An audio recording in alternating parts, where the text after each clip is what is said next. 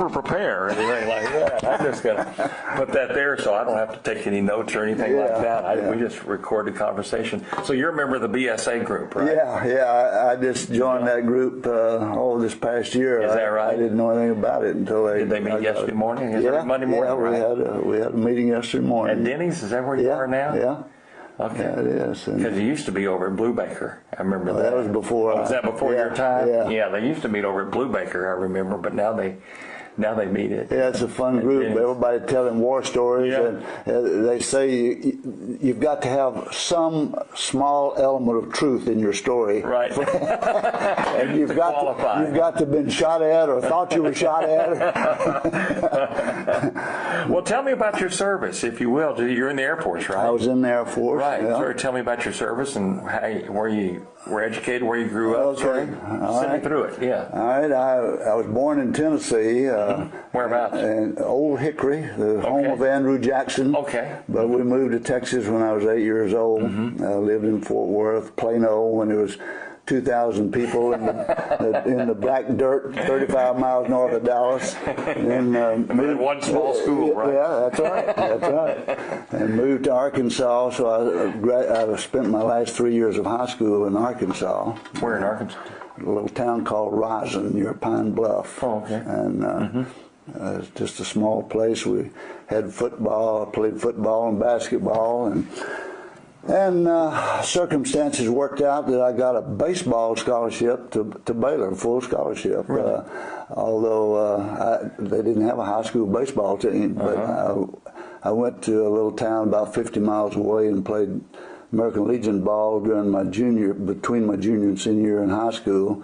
And then after graduating, I went to Louisiana and played semi-pro ball down there. And the Baylor coach scouted over there some and knew some of the scouts who were in that area, and I was fortunate enough to be offered a scholarship to Baylor. Who was the Baylor coach back then? Pete Jones. Pete Jones, okay. Yeah, and so went to Baylor and played 4 years at Baylor. Fortunate enough to make all conference, and after I graduated, I signed with the Chicago Cub organization. Played a year of A-ball in Macon, Georgia, the Macon Peaches, and came back to Baylor that fall to work on my master's degree. I had been in ROTC going through Baylor to keep out of the Korean War. Right. And so I had what they called an indefinite delay. The war had ended, and I didn't think I'd be called in because I didn't think they'd need pilots then. But next spring I got my... What year are we talking about now? 53. 53. Yeah. So you finished at Baylor in... 53. 53, okay. Summer of 53, spring of 53. I came back and worked on my master's, and that spring I got my baseball contract and also got a letter from Uncle Sam saying they'd like to have my services. And so I ended up getting a delay to finish my master's, and I came into the Air Force in 1955. But one interesting thing, while playing at Baylor, during the summers, I went out to Alpine and played baseball. Oh, really? A fellow by the name of Tom Chandler was out there. And he'd gone to Baylor too, but he finished before I started. Yeah. But I got to know him and Willadine real well, and we stayed close friends over the years, and we had a lot of fun together out there. How about that? So went into the Air Force, went through pilot training at Hondo, Texas, west of San Antonio, and Lubbock. Flew the old B-25, which I had a chance to go in again out here the other day. I did too. I watched it land the other day.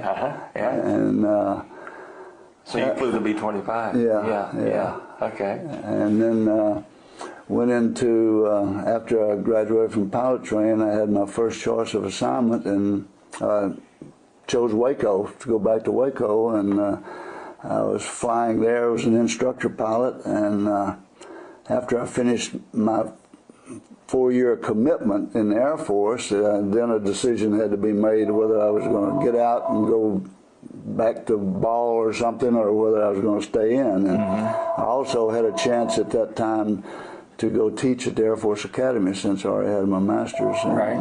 You need to answer that. Go ahead. That's all right. Okay. All right. And so since my wife and I talked it over and decided I liked flying and really was hooked on it. And with a chance to teach at the academy, we decided to stay in the Air Force. And so I committed, went regular, and we went to the Air Force Academy then. And while I was at Waco, I got tapped. This was in the summer of '59. To fly somebody around on a little speaking engagement. And it happened to be Lyndon Johnson. Really? Yeah, and so I flew him around here in Texas on some speaking engagements, and that was the year before he came vice What plane president. were you flying then? It was a Convair, twin-engine Convair, OT-29. Okay. And why they wanted to go on a tour around in that, I guess it was the best thing available. But anyway, I was a first lieutenant flying Lyndon Johnson around. And so... What do you remember about LBJ? Well, not much good. He was the thing. His wife was on board, and his secretary, and a couple of other people, and the profanity, and you know, he just very crude, and he didn't even know we were up in the front. He could care less. But and he wanted to go back to his ranch. He wanted us to take him back to his ranch, and the weather was horrible. And I said, we can't land there. You have no instrument facilities and everything. We're going to have to go into Austin. And he was not happy about that. But we went to Austin, and he got a limo over to his ranch. But Okay, so go ahead. So anyway, we went from there to the Air Force Academy in the summer of 1960. And by this time, I had a wife and 2 kids, and it was a wonderful assignment, teaching there in the Department of Chemistry and Physiology, and they had the beginning of a pre-med program. It was in the early stages, and eventually 3% of each graduating class got to go to medical school. But at that time, we just offered some basic courses, and they had to apply and get to medical school on their own. In fact, Mark Kaufman, who is an ophthalmologist here, he went I'm in Bible study with Mark. Oh, yeah. He went through about that time. Is that right? Yeah. And so we spent 4 wonderful years there. And I was still flying. I was instructor pilot there also. And things were beginning to heat up in Vietnam in 1965. And it was time for me to leave, so I volunteered for a flying assignment. And they put me in C-130s and an assignment to Okinawa, which was the best of all worlds because I got to take my family to Okinawa. And then I spent most of my time flying in Vietnam, but I'd get to come back home occasionally, and so that worked out real well. But in Vietnam, I flew, the 130 was a very versatile aircraft, and not only hauling troops and supplies and making troop jumps. We had a flare mission where we flew out of a base in Thailand, dropping flares on targets, and the fighters would come in to hit the targets at night. And then they put guns on the 130, and so we had a 105 howitzer, a 40 millimeter cannon, and a 20 millimeter. Was this the plane with the 3 guns out the left side? Okay. Okay. And so anyway, after a year of flying just regular 130s, I got tapped for some reason to fly classified missions in civilian clothes. So I guess we need to back up. Well, first of all, we 2 other guys and myself went into Laos with a little roller that measured distances, and we measured every airfield in Laos that had the capability of having big airplanes go in there. And some of them, the capabilities were very minimal. So you'd fly into these airfields and get out. That was your assignment, was to measure the length. We went in and spent time on the ground in there measuring airfields. And then we started flying, and then we trained pilots to fly the C-130 into those fields. And to back up a little bit, in the late 50s, early 60s, Laos was in the throes of being overrun by the communists. And we didn't want to send any large amounts of troops in there, but we didn't want to lose Laos either. And so Averell Harriman was a negotiator in Geneva, Paris, and his assistant was a fellow by the name of Bill Sullivan. And he later became the ambassador to Laos while I was there. But they were trying to set up an agreement with the Russians and the Chinese and other countries involved. And they finally reached an agreement in 1962 to make Laos neutral, with a neutral cabinet, or a cabinet made up of the neutralists, the communists, and the royalists. And of course, that's a disaster ready to start right there. But the agreement said all military had to get out of Laos, and no military was allowed to work in there. Well, we got our 600 or 700 military people out. The North Vietnamese got 50 out through their checkpoint and left 5,000 to 7,000 in there. So the North Vietnamese and the communists were gradually working to take over. We protested, but not too strongly, because by then we were building up in Vietnam. We had about 10,000 troops in Vietnam at that time. And so we thought if we resolved things in Vietnam, Laos would kind of take care of itself. Well, we know how that turned out. But that's when the decision was made then that we had to supply the Laotian troops some way to give them a fighting chance against the North Vietnamese, and we did it via civilian people. And so I was involved in that. Yes. And we did that for 3.5 years, and had some exciting times flying into some little airstrips, circling down into a bowl and landing with a solid rock wall at the end, and it was very challenging, but very rewarding also. But left there after 4.5 years total, and went back to the Air Force Academy. Okay. You left Okinawa. Your family had been there the whole time. Had been there the whole time. Okay. And so this was what year would this be that you went back? 1970. Okay. Went over in 65. Came back in 70. The family had a wonderful time there. Things were great on Okinawa. They got to go on vacation. Military aircraft, since it was considered an isolated assignment. So my wife and kids and I flew to Bangkok and Philippines, Taiwan when we were on leave.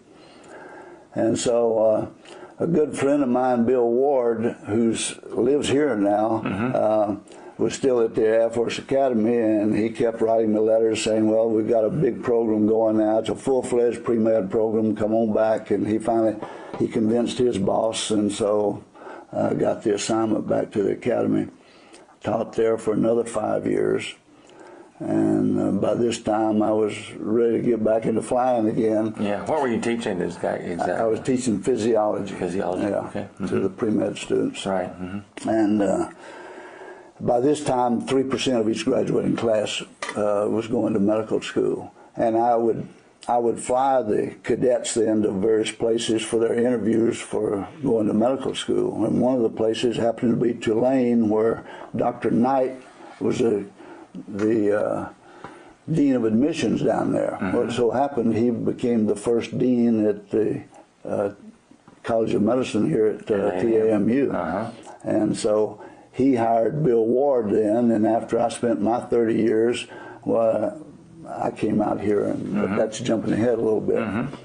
But anyway, I went back through recurrency training in the 130 and gunnery school, and for the gunship was going to Korat, Thailand to be a squadron commander over there.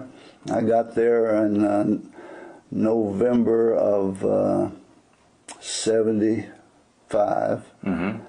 And about 2 weeks later, they announced the closing of the base at some future date. And about 2 weeks after that, I came out on the full colonel's list, and that was a lieutenant colonel's job. So back to the States I came, and I was they sent me to a division chief at a research assignment down in San Antonio Brooks Air Force Base, and spent 5 years there, and then got a wonderful assignment to Mildenhall, England, about 65 miles northeast of London, and it was a joint assignment with the Navy, Army, Air Force, and Marines, and I was the head of the combat, the battle staff team for the Air Force on the Airborne Command Post for Europe, and our responsibility was to disseminate orders from the president in case of a nuclear attack someplace. And so we had a plane on 24-hour alert or airborne 7 days a week, all the time. And so we had fun with that job and met some wonderful people in England, and still good friends. We visit back and forth every couple of years. And so after I finished 3 years there, I went back to San Antonio, and a year later had my 30 years completed and retired in San Antonio on Friday. Went to work at A&M on the following Monday. So I retired already. No, I was in administration in the Department of Student Affairs and Admissions at the medical school. Oh, I see. And I was director of student financial aid at the time, and then later I was had a short stint as interim dean, associate dean for student affairs and admissions, and then at the medical school. And in '95 I retired from there, so I've been retired from out there for about 12 years. Yeah. Wow, what a career! Well, take me back to your time at Okinawa and when you were flying the 130 into Laos. Is this some pretty hairy scenes there, I guess, or well, it was. We because of the conditions and no navigational aids to mount anything, and we were resupplying and doing some other things that are probably still classified. I don't want to go into details too much, but we were flying in civilian clothes, unmarked airplanes, and we made Time magazine a time or two, but pictures of our plane and everything. We were flying under the auspices of Air America, and so I got to meet a lot of people. I got to meet the Laotian commander, Major General Vang Pao, and he was leading this ragtag Laotian army from a little headquarters up in the mountains of Laos. There were Americans that had been in Laos serving different functions for a number of years. Flew into a little place up close to the Chinese border one time, and this guy comes out, American.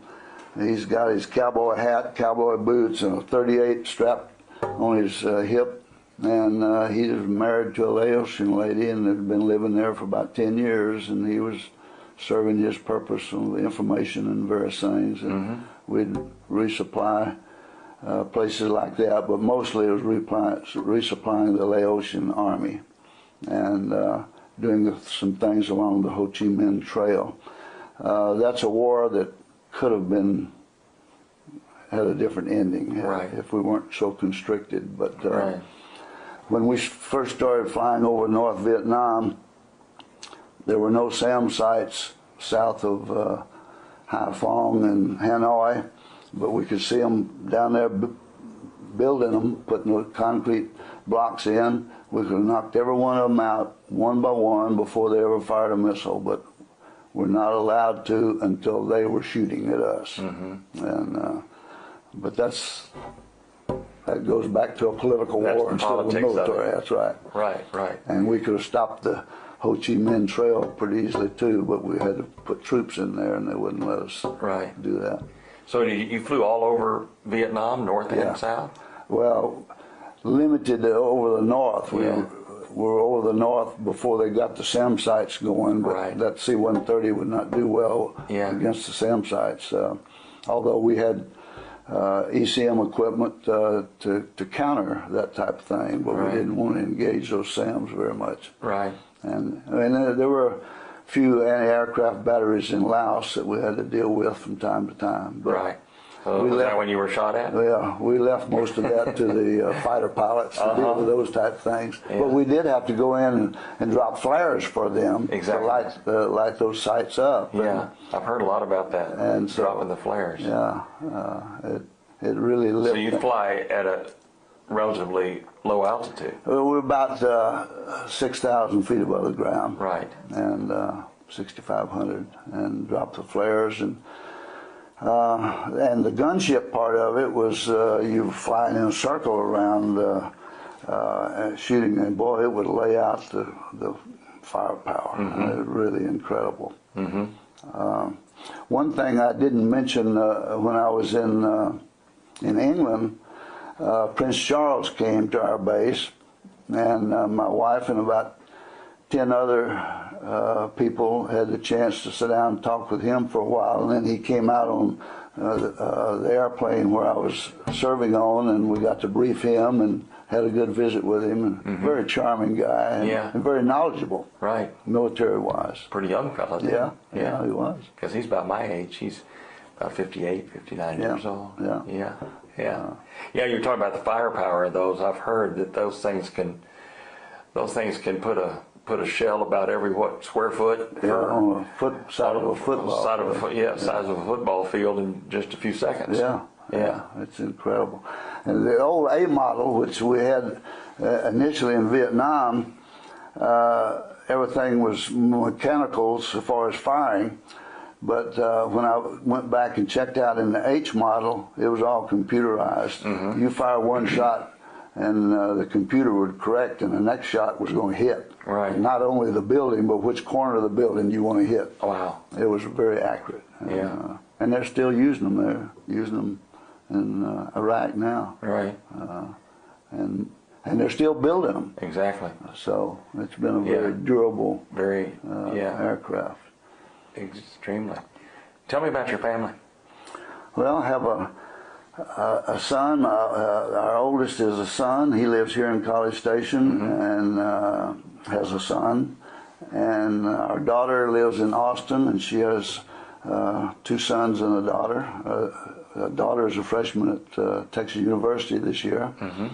And then we have a son in San Antonio, and his wife, and they have 2 daughters. And They 6 grandkids up here? 6 grandkids. Okay. Yeah, yeah, and we see them often. In fact, we have a kind of a family get together every year. It's been annual now for 20-something years. We all go to meet in Austin and do the Capital 10K, and we did that this weekend. Yeah. And so even our 6-year-old granddaughter made it all the way. Right. And so you're still participating in that? yeah. Oh, good. But I walk now. I don't You're run. walk, yeah. I guess next I'll be crawling. But And what's your wife's name? Ruth. Ruth. How long have y'all been married? 53 years. Wow. Yeah. Wow. I met her at Baylor. Yeah.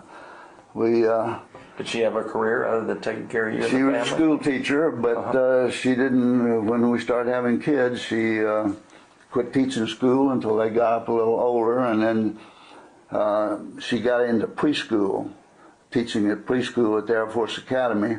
After our last one got into school, and so she'd just do that 3 days a week in the mornings. Right. And so she was available to them when they got home from school. And then when we moved here, she was a preschool teacher out at First Baptist Church in College Station. I see. And she did that until about the time I retired from out at A&M. Yeah. And so we've been retired since then. Right. But she's still very active in the Officers' Wives Club, and she enjoyed the military as much as I did. Yeah. We thoroughly enjoyed it, and our kids did too. They had wonderful experiences and saw things that most kids don't get a chance to see. Yeah. Y'all go to First Baptist Yeah. in College Station? Yeah. My former wife works there. Yeah? Mint. Yeah. Yeah. Yeah. My wife knows her. Does she? Yeah. That's my former wife. We have 2 sons together and a beautiful granddaughter. Yeah. That's just a little over a year old now, as a matter of fact. Yeah. So when you retired, you were what, a colonel? Yes. Okay. Yes. Yeah. Yeah. You know, when we made the decision to stay, we talked about all the pros and cons, and I guess we felt like the security would be more than if I went back to baseball, not knowing what would happen to baseball. Mm-hmm. And I knew that you're not going to get rich in the Air Force, but you're not going to starve. Right. And you had medical expenses taken care of, and I loved flying. I really did, and teaching. And so I spent a third of my career, 10 years, teaching at the Air Force Academy. Right. So that was teaching physiology. Yeah. Yeah. So you don't get to stay in one place. Of course, it was on 2 different tours, 5 years in between over in Southeast Asia. But that was also a very challenging and rewarding time. So you did 2 different tours that were about 5 years apart, right? Mm-hmm. Yeah. Yeah. Yeah. And we still have an Air Force Academy reunion every 2 years from our chemistry and physiology department. We get together and at some place and renew acquaintances, and we've kept up with those people all these years. Yeah. And I did a show not long ago with a fella who was a member of the first graduating class at the Air Force Academy. What was his name? It was just recently that the show aired. Oh, I can't remember his name. He was a Vietnam veteran. And he was a pilot. He lives here? Mm-hmm. He was a pilot. He was in the first graduating class. That was the Air Force 59, right? Yeah. And he was a Vietnam veteran.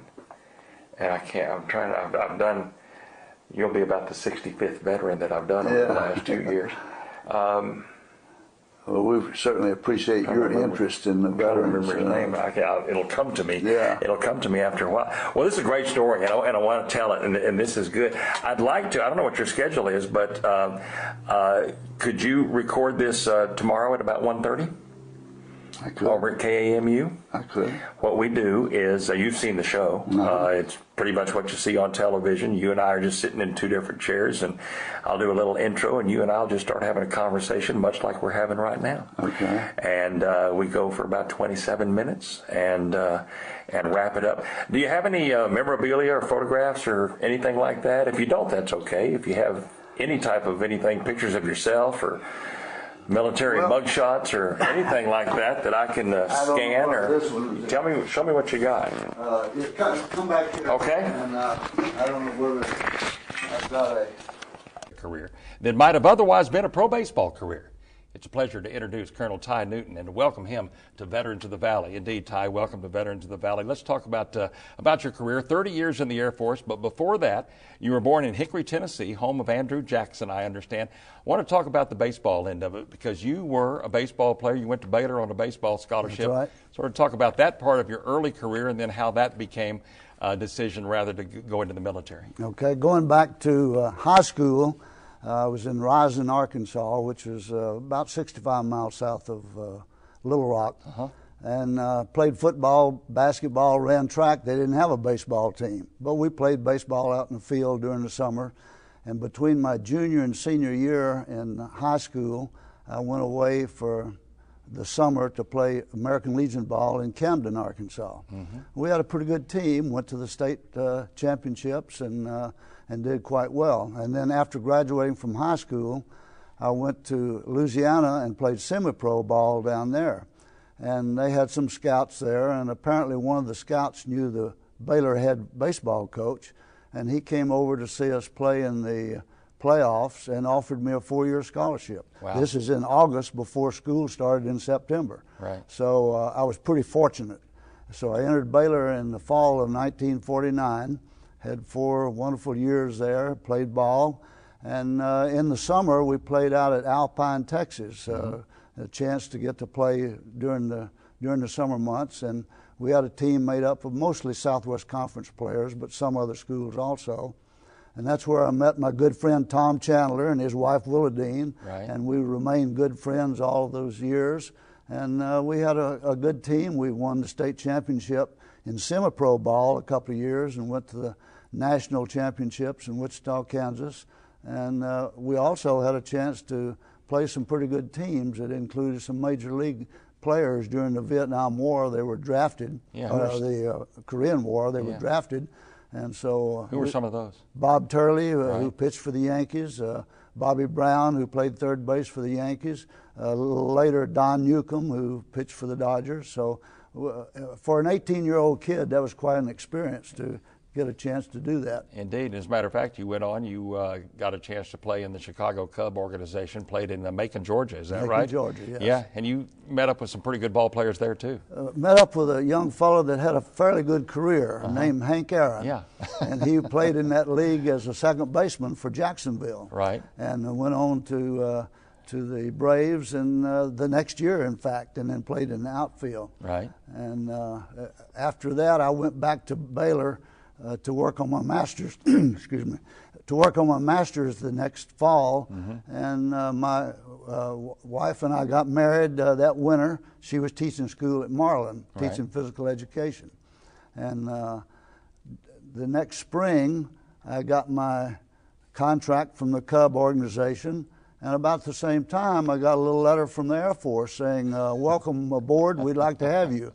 And I had gone through ROTC, but I had what they call a delayed deferment because the Korean War had ended and they weren't needing as many people then, so I didn't think I'd ever go in. Right. So I didn't go to summer camp or anything, but when I got these orders, I had to then go to summer camp and get ready to go into the Air Force. Right. So I did that, came back to school the next fall and completed my master's, and then went into the Air Force the next June of 1955. In 1955. And you knew from the beginning that you wanted to fly, right? Yes, I was pilot qualified and I didn't have any choice. They said, you go to pilot training. Right. I didn't really know what I was getting into, but I loved it. I really enjoyed flying. Went to Hondo, Texas, flew the T-6 there, and then went from there on out to Lubbock, where I flew the B-25 and enjoyed that. And I was supposed to stay there and be an instructor pilot. I found out that 6 months later they were going to transition into jets and no longer have the B-25s. And since I graduated high enough in the class to get my first choice, I decided to go somewhere else because I wanted to stay in the multi-engines. Indeed. You went to Waco as a first assignment as an instructor pilot. And then when your hitch was up, you had a decision to make, whether you were going to stay military or go back and try baseball. Sort of talk about what you and Ruth decided and talked about and did. Well, we decided, talked about the pros and cons. We knew pretty much what the military had to offer. There was some security. You weren't going to get rich, but you weren't going to starve, and you had your health benefits. And also, we talked about the possibility of war. We knew that was a possibility, and if we decided to stay, that was part of it, and we'd do it. So we knew that baseball was an iffy thing, and I enjoyed flying so much. And about that same time, I got an offer to go teach at the Air Force Academy, and that helped make the decision. So we decided to stay.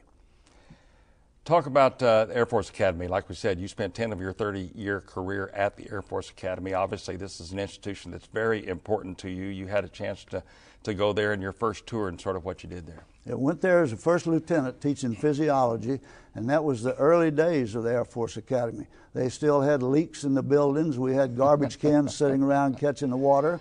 The framework of the chapel, which people know probably more than anything else, the chapel was just a frame then. We didn't have the aluminum on the spires or anything. So we got there early on, but we had a wonderful tour. It was a great family place because the facilities were great, and they had elementary and high school right there on the academy site. So, in fact, 2 of our kids started the first grade there and graduated from high school at the Air Force Academy. Wow. And as we got toward the end of that tour, 5 years worth, things were heating up in Vietnam. So I volunteered for a flying assignment, and they put us in C-130s, and I think we had the best of all worlds because we got transferred to Okinawa, so the entire family got to go. We had 3 children at this time First one was born when we were at Hondo, the second one at Waco, and the third one while we were at the Air Force Academy. So we all packed up and headed for Okinawa, and the family lived on Okinawa while I was flying every month down in Vietnam. I want to back up a second back to when you were at Waco.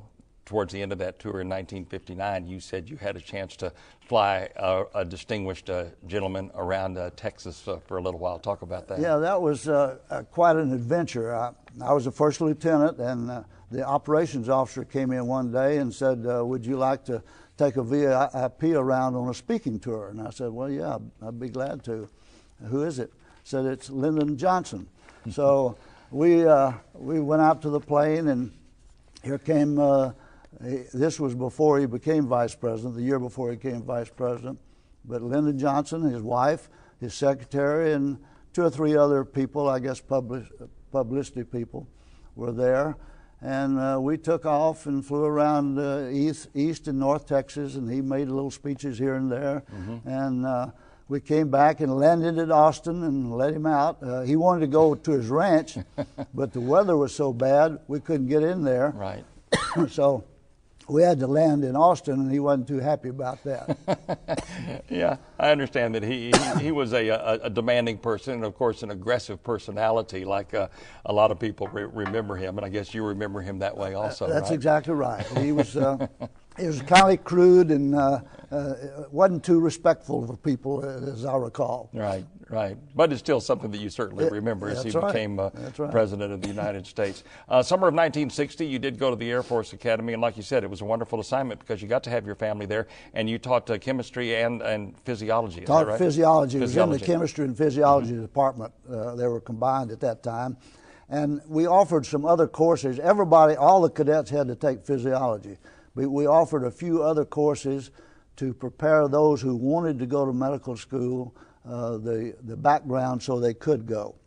It was not a full-fledged pre-med program at this time, but some of the people took those courses and on their own got into medical school and went through medical school and then back to the Air Force. Right. But you never got to stop flying, and I thought this was interesting. You went on to Vietnam, and then you came back to the Air Force Academy. We'll get back to Vietnam in a minute. But I believe in your second tour of the Air Force Academy, when you were teaching there, you got to fly, and you even flew med students around to their interviews at medical schools. That's right. Is that right? That's right. Yeah. We got to, we had to get our flying time, and this was one way of doing it. The cadets needed to go for their medical interviews, and we had one particular place where we took a lot of cadets, and that was down at Tulane. Mm-hmm. Dr. Jim Knight was the dean of admissions down there, and he really liked the cadets because they had such a wonderful background academically. They had no trouble in medical school, and he said, I'll take all you can give us. So we got to know him quite well, and that played a role in coming to A&M, really, Sure. because my good friend Bill Ward was in the department there, and he stayed at the academy while I was in Vietnam, and we got to know Jim Knight on the second tour, not the first tour. Right. And we'll get to that after Vietnam. C-130, very versatile airplane, a very important airplane, not only to the Vietnam War, but it's still being used today in Iraq. Talk about the C-130 and what you liked about it. Well, it was a versatile plane, as you say. Not only carried supplies, but it carried troops, and they jumped out of the 130 parachuting, and it also served as a flare drop plane. We would drop flares on targets in Vietnam, and the fighter strikes would come in and wipe out the target. Also, we had some that were equipped as gunships, and they were the old AC-130s that had a 105 millimeter cannon in the back, a howitzer, a 40 millimeter cannon, a 20 millimeter minigun, and a 7.2 millimeter gun. And when you got all those firing at the same time, it put down quite a layer of fire. Right. You are a member of a group here locally called the BSA, the Been Shot At Group. Talk a little bit more about Vietnam and some of the adventures, I guess, as it were, that obviously it got pretty exciting, if that's the right word, from time to time. It did, but I had it so much better than a lot of other people. As I've mentioned, the people down on the ground in the jungles and the people flying helicopters and the people flying over Hanoi every day had it a lot worse than we did. But we had some exciting experiences. I flew just the plain old troop carriers supply plane C-130 for the first year over there. And then our ops officer came around one day and said, would you like to start flying some special classified missions? And I said, well, tell me a little about it. What does this entail? And he said, I can't tell you until you volunteer to do it and sign some papers. And so I thought about that a little bit, and I said, well, okay, let's give it a shot. So after we went through the preliminaries, the first thing he said, your first job is to go into Laos with a little roller and measure all of the airstrips over there, and that's using the term pretty loosely because they were just dirt places that people, the Air America was flying in there, but they were going in small planes. But they wanted to see if we could get in there with the bigger planes. So two other guys and I went over and marked off all the airfields, took pictures, and found out which ones we thought we could make it in safely and out of safely. And so that started it. And then we found out that we would be flying in civilian clothes and flying unmarked silver airplanes instead of the camouflaged Air Force planes that we'd been flying. So it turned into something quite different from what we'd been flying before. In the late 50s and the early 60s, Laos was about to lose its neutrality. The North Vietnamese were in there being supplied by the Russians. We had some Americans in there trying to keep things balanced out a little bit. And at the same time, there was a peace agreement accord going on in Geneva, Switzerland. Averell Harriman was the lead negotiator for us over there, and it was between the Russians and the Chinese and the Laotians and the Vietnamese and Thailand, all the countries involved. And so they finally reached a settlement in 1962, and the settlement said that Savannah Phuma, who was a neutralist, would be head of Laos, and his cabinet would be made up of the three factions, the communists, the neutralists, and the royalists. And that was kind of a recipe for failure to start with, but at least it was a try. And they also said all military troops had to leave. Right. Well, we took our 600 or 700 military troops out of there. The North Vietnamese took 50 of their troops out through the checkpoint, leaving 5,000 to 7,000 still in Laos. So that presented a problem. Right. How to neutralize that, and the way we did it was through flying civilians and civilian planes in there, trying to supply and train the Laotians to combat these North Vietnamese troops. So if they weren't going to play by the rules, we weren't right. going to play by the rules, but we were going to do it more undercover. That's right. The Russians knew what we were doing. We knew what they were doing. Right. Neither one wanted to squeal on the other because we were both breaking the rules. Right. And so we just winked and kept doing it. Indeed. Well, let's go to some photographs. We've got just a few pictures that you've supplied to us. Also a picture of that C-130, and I want to go ahead and go to those now and have you comment on them. Here's a young Ty Newton. When was this taken? Oh, this was in 1955 when I was in pre-flight training down at Lackland Air Force Base before starting pilot training. There you go. I hardly recognize that guy. A good-looking soldier there. Indeed. This next photograph, this is a photograph that I found on the internet, actually, of the C-130. That's quite a bird. It is. And the one that we were flying as the gunship had the guns out the left side that you see there, and it flew in a circular orbit around the target and fired everything into the target area. Wow. Great airplane. And like we said, it's still being used today. We haven't talked about this yet, but later in your military career, you actually spent some time in England, just about 85 miles from London. And this is a picture that's taken then. That's you down the bottom left, standing at the base of the steps. And who's that VIP you're greeting there? Well, that fellow is Prince Charles. He came up to Milden Hall one day to dedicate the stained glass windows in the chapel, and my wife and I and some others had a chance to visit with him in small groups, 10 or 15 minutes at a time, and then he came onto our plane and we gave him a briefing about the mission of that we were flying over there. Pictures. November of 75, 10 years before you retired, you received an assignment to Thailand as a squadron commander. That didn't last very long, but talk about that. No, it didn't. I was had been at the academy for 5 years again on my second tour, and I was ready to get back into the cockpit, so requested flying, and they put me into the new 130 gunship, which is an H model, all computerized, really a wonderful plane to fly. And I went through 2 months of training to go back into that. Got over to Korat, Thailand in November of 1975. About 2 weeks later, they announced the closing of the base that was going to occur about 6 months later. And so we were wondering what in the world we were going to do there for the next few months, besides play tennis and a few things like that. And then about 2 weeks after that, I got a promotion to colonel, and that was a lieutenant colonel's job there. So they said, you can't stay here. So You're overqualified. So that's right. So after about 6 weeks, I was back in there, or 2 months, I was back in the States. And I was sent to San Antonio to be a division chief of a research job down there at Brooks Air Force Base. Right.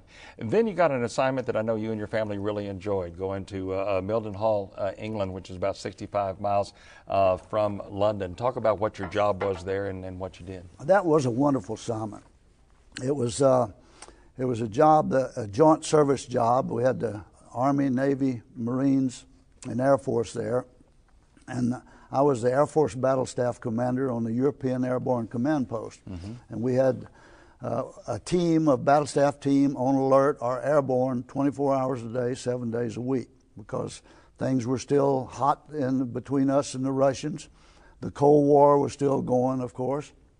And so we were on alert and flying in order to disseminate orders from the President of the United States in case of a nuclear attack. Right. So if the headquarters were knocked out someplace, or if the president was disabled, we had alternative means of getting orders also.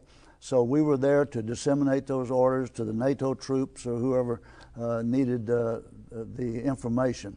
And we got to meet some wonderful people there, got to meet some good civilians in England that we still maintain contact with. They come to visit us every couple of years, and we go over there and visit them, and so it's been a wonderful experience. That's wonderful. You spent 3 years there, then back to San Antonio. You retired on a Friday, I guess, in 1985, and the next Monday you went to work for your new job at Texas A&M. That's right. Talk about your service to A&M for 11 years. I retired all weekend. Right. Went to A&M, and now again, that was a result of our connections previously. Bill Ward, who had been at the Air Force Academy, went to work for Jim Knight, who was the first dean of the medical school at Texas A&M.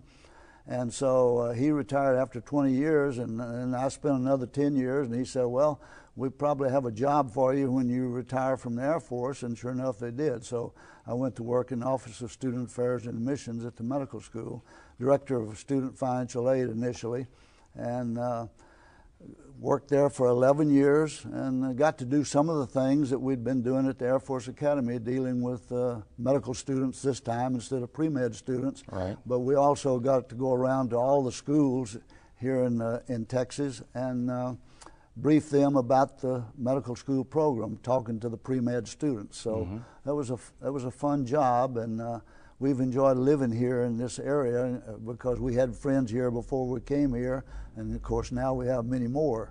And we've been here longer than we've ever been any place, so I guess our roots are pretty well established here. You and your wife Ruth have been married for 53 years, and I know you have 3 children and 6 grandkids. Talk about your children, where they are, who they are. Yeah. Let you brag on your family. Son.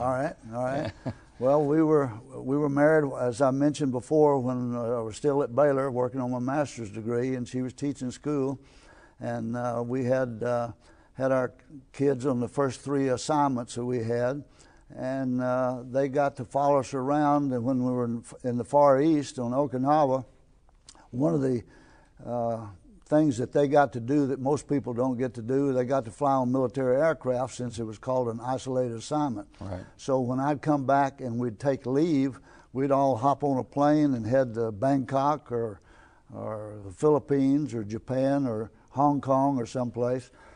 And so, in fact, Ruth got to land in Saigon. We were flying on a plane to Bangkok one time, and the plane landed in Saigon during the middle of the war. Oh, my goodness. Fighters taking off and everything. We landed, refueled, and took off. And so after we got left the Air Force Academy then and went to San Antonio, Mike, our oldest son, had gone to Baylor one year. Then he came to A&M, so he was in Texas. Our daughter then went to Baylor and finished up there, and our youngest son went through tech school at Waco. Right. And so they all remained in Texas. We thought they thought they were Coloradans before we came down here, but they all ended up staying in Texas. Our oldest son is here with our oldest grandson. Our daughter lives in Austin, and she has a daughter and two children, right. two sons. Now, you mentioned your son Mike's name. What's your daughter and your other son's name? Don't want to. Shay is the one in Austin. Don't want to get you in trouble. Okay. Shay is the one in Austin, and she has her oldest daughter is a freshman at University of Texas this year, and she has two sons there. One of them's Sam is a junior in high school, and Ben is in the sixth grade. Right. And he's 12 years old. And then Gary and his wife Kathy live in San Antonio, and their children are Meg, who's 12, and Colette, will be 7 next month. You're doing good. I think we got all 6 grandkids in there too. Yeah, and we enjoy seeing them. In fact, we went this past weekend to Austin. We've been doing the Capital 10K for the last 20 some odd years, kind of as a family. We look forward to that. Some of us used to run it. We now walk it, but some of them still run it.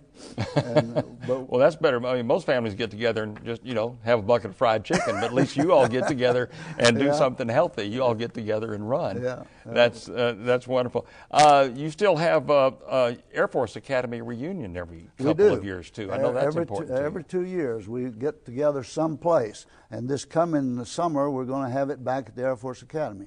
We do it there about over 4 or 5 years. And 2 years ago, we met at Annapolis for the Annapolis Air Force football game, and had our reunion there. So we get together and renew our acquaintance, and